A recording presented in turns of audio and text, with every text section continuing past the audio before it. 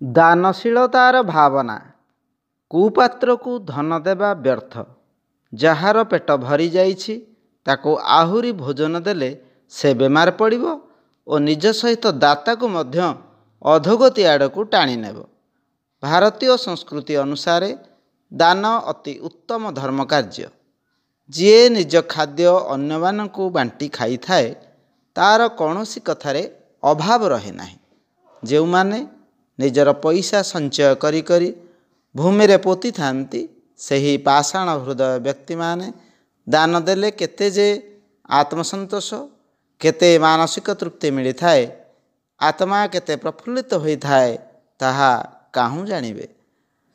ମୃତ୍ୟୁ ଭାରି ଖରାପ ଲାଗେ, କିନ୍ତୁ ମୃତ୍ୟୁଠାରୁ ଖରାପ କଥା ହେଉଛି କୌଣସି ବ୍ୟକ୍ତିକୁ ଦୁଃଖୀ ଦେଖିବା ଏବଂ ତାକୁ କୌଣସି ପ୍ରକାର ସହାୟତା ଦେବା ପାଇଁ ଅସମର୍ଥ ହେବା।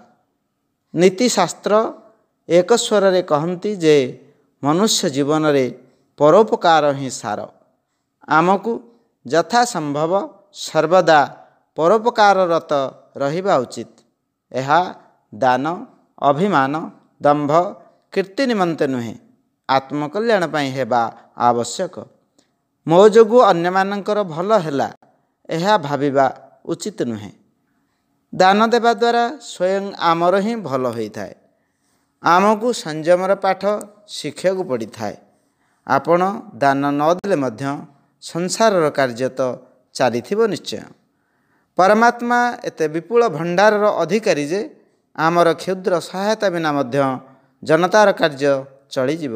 କିନ୍ତୁ ଆପଣଙ୍କ ହାତରୁ ଅନ୍ୟର ଉପକାର କରିବାର ସୁଯୋଗ ଚାଲିଯିବ।